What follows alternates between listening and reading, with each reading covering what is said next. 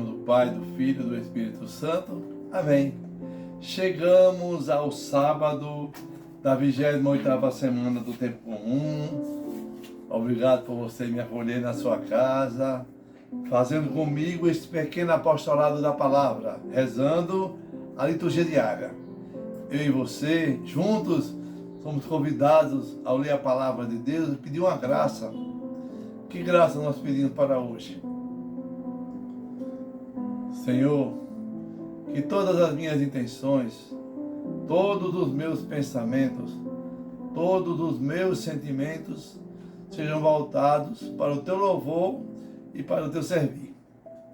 Hoje rezaremos com a carta de São Paulo aos Romanos, no capítulo 4, no versículo 13, depois versículo 16 ao 18. Irmãos, não foi por causa da lei, mas por causa da justificação que vem da fé, que Deus prometeu o mundo como herança a Abraão ou a sua descendência. É em virtude da fé que alguém se torna herdeiro.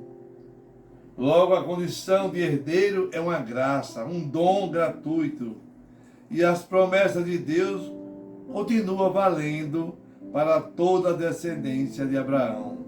Tanto para a descendência que se apega à lei, quanto para a que se apoia somente na fé de Abraão, que é o pai de todos nós.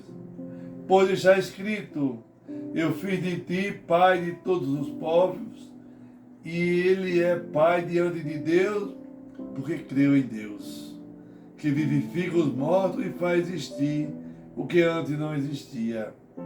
Contra toda a humana esperança, ele firmou-se na esperança e na fé, e assim tornou-se pai de muitos povos. Conforme lhe fora dito, assim será a tua posteridade. Palavra do Senhor, graças a Deus. Salmo responsorial 104, 105. O Senhor se lembra sempre da aliança.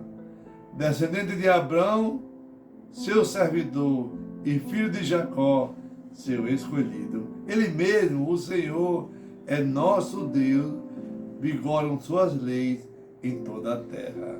O Senhor se lembra sempre da aliança. O Evangelho já em Lucas, no capítulo 12, versículo de 8 a 12. Naquele tempo, disse Jesus aos seus discípulos: todo aquele que der testemunho de mim diante dos homens, o Filho do Homem também dará testemunho dele diante dos anjos de Deus. Mas aquele que me renegar diante dos homens será negado diante dos anjos de Deus.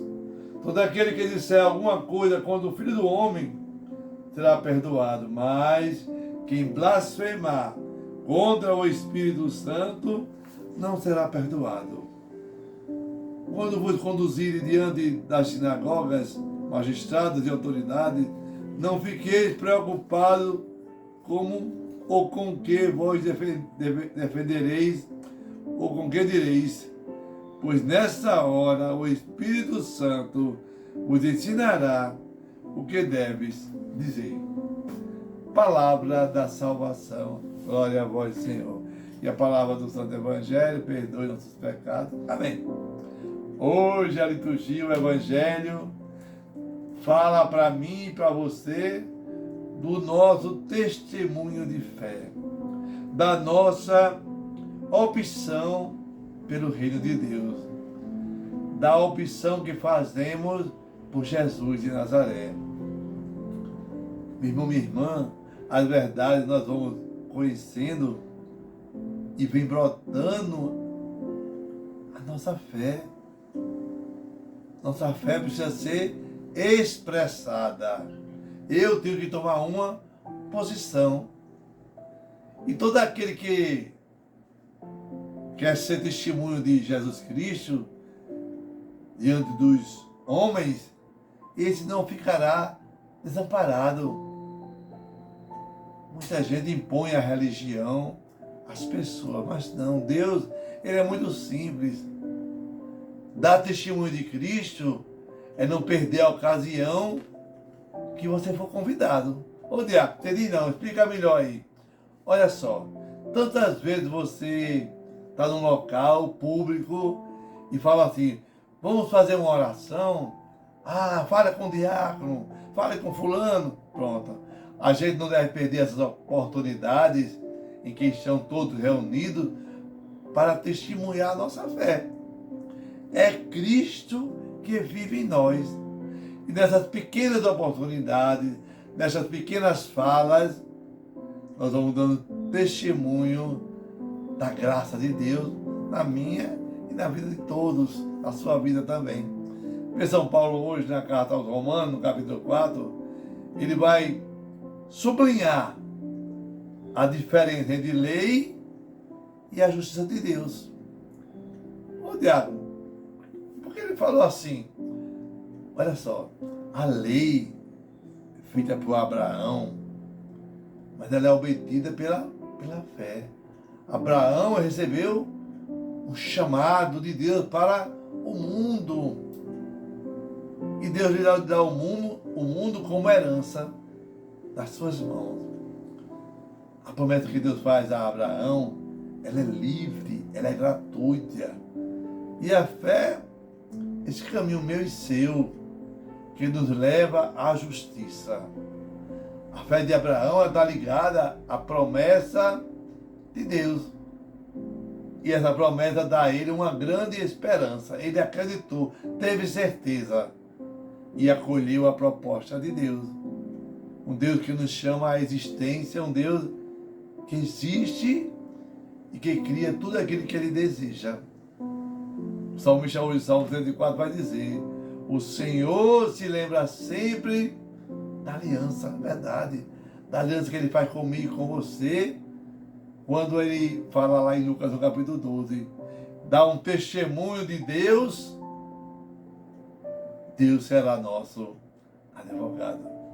Muitas vezes eu não falo as coisas porque a gente tem vergonha, às vezes tem medo, cuidado com as segundas intenções das pessoas, mas sabendo que nosso advogado é Jesus. Jesus, ele pregava uma decisão. E com essa decisão ele mesmo era julgado.